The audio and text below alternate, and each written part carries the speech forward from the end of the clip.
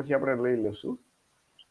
મિત્રો, આપણી સાથે અમદાવાદમાં સર્વિસ કરતા ડીએસપી જેડી બોરીચા જોડાણા છે. આજે ડોક્ટર બાબા સાહેબનો 67મો પરિનિર્વાણ દિવસ છે. આ દિવસે ડોક્ટર બાબા સાહેબનું નિધન થયું હતું, આપ સૌ જાણો છો. આપણા દેશના જે ઓબીસી, એસસી, એસટી અને મહિલાઓને જે માનવીય અધિકાર જેમણે આપ્યા ને, બંધારણના ઘડવૈયા ડોક્ટર બાબા સાહેબ આંબેડકર, એ 6 ડિસેમ્બર 1956ના રોજ એમનું નિધન થયું હતું. એ બંધારણના ઘડવૈયા છે, આપ સૌ જાણો છો. અને જે પરિનિર્વાણ એટલે શું? એટલે કે ભાઈ મૃત્યુ થયું એનું. ભગવાન બુદ્ધ છે ને, એનું જે મૃત્યુ છે એને મહાપરિનિર્વાણ કહેવાય છે. અને બાબા સાહેબનું જે મૃત્યુ છે ને પરિનિર્વાણ દિવસ કહેવાય છે. તો આજના દિવસે માનની શ્રી જેડી બોરીચાને આપણે વિનંતી કરીએ કે આપણા ઓબીસી, એસસી, એસટી સમાજને સંદેશ આપે. જેડી બોરીચા.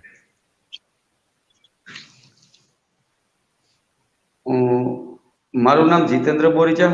હાલ હું ડીવાયએસપી મેટ્રો અમદાવાદમાં સર્વિસ કરું છું. આજે બાબા સાહેબ આંબેડકરના પરિનિર્વાણના દિવસે સમાજયોગ સંદેશમાં મારે ખાસ એટલું કહેવું છે કે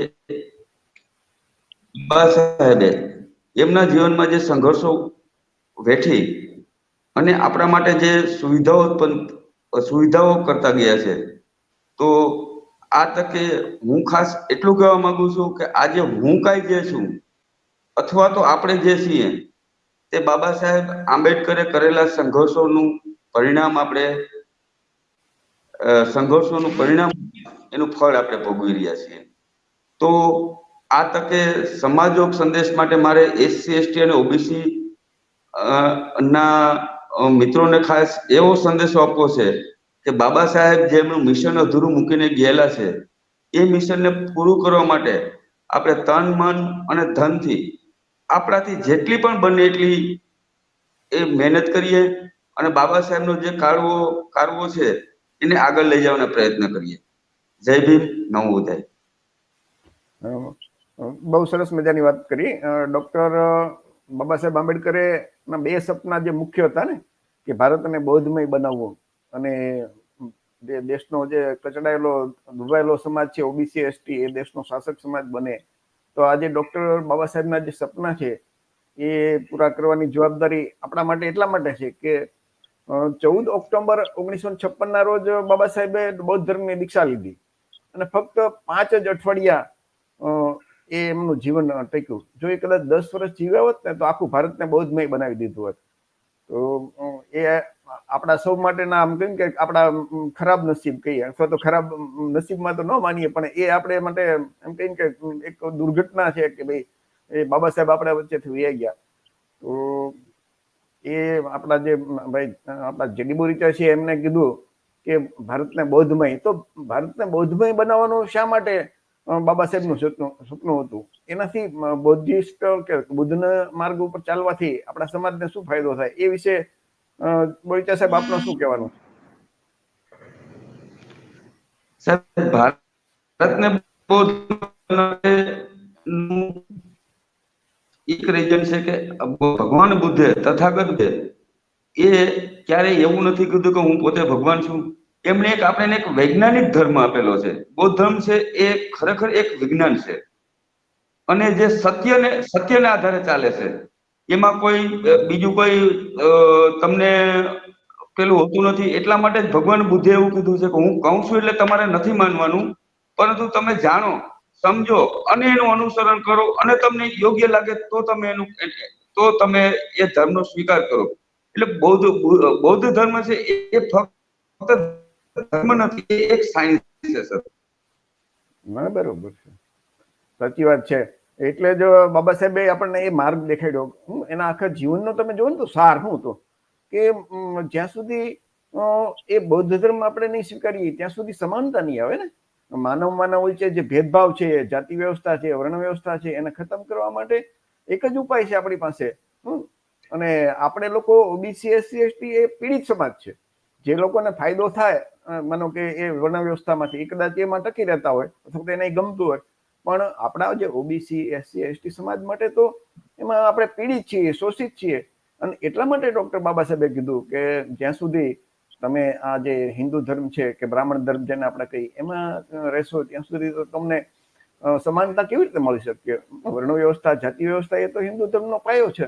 અને એટલા માટે જ ડોક્ટર બાબા સાહેબ આંબેડકરે 14 ઓક્ટોબરે 1956 ના રોજ 5 લાખ લોકો અને બીજે દિવસે બીજા 5 લાખ, એમ કુલ 10 લાખ લોકો સાથે આપણા બધા ઓબીસી એસસી એસટી ના સમાજના ભાઈઓ બહેનો સાથે બૌદ્ધ ધર્મની દીક્ષા લીધી અને આપણા સમાજને એમને એક સંદેશો આપ્યો. અને એ બાબા સાહેબે દીક્ષા લીધી ને ત્યારે બાબા સાહેબે 22 પ્રતિજ્ઞા આપી. તો એ 22 પ્રતિજ્ઞા આમ તમે આપણા જે દર્શકો છે બધાએ વાંચજો અને એમાંથી જેટલી શક્ય હોય એટલી પ્રતિજ્ઞાઓનું પાલન કરશું તો જ આપણો ઉદ્ધાર થશે. ફરીથી બોરીચા સાહેબ આપને વિનંતી કરું કે આપણો જે કાંઈ હજી છેલ્લો 1 મિનિટમાં જે કોઈ સંદેશો હોય સમાજને કહેવાનું હોય તો એ તમે કહો. જેડી બોરીચા. સર, છેલ્લે તો એટલું કહીશ કે બાબા સાહેબે એવું કીધું હતું કે કયા ધર્મમાં હું જન્મું છું એ મારા હાથની વાત નથી.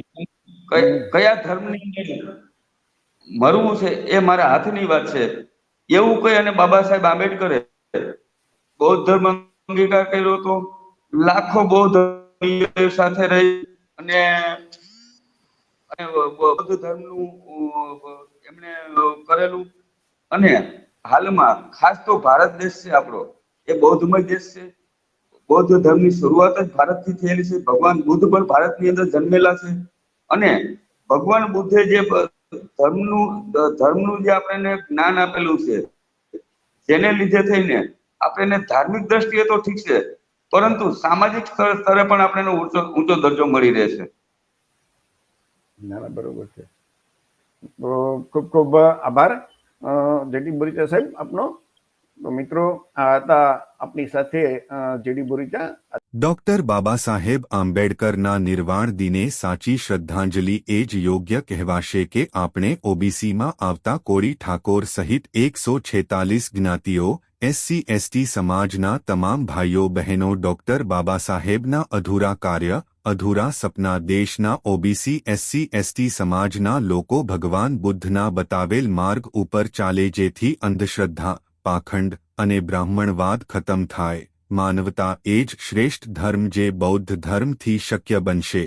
બૌદ્ધ ધર્મથી ઓબીસી એસસી એસટીમાં એકતા અને ભાઈચારાનું નિર્માણ થશે. આ એકતા અને ભાઈચારાની શક્તિથી ડોક્ટર બાબા સાહેબે આપેલ મતના અધિકારથી કોળી સહિત ઓબીસી એસસી એસટી શાસક સમાજ બને અને દેશની તમામ સમસ્યા દૂર કરવા સંકલ્પ લઈએ. જય ભીમ, નમો બુદ્ધાય.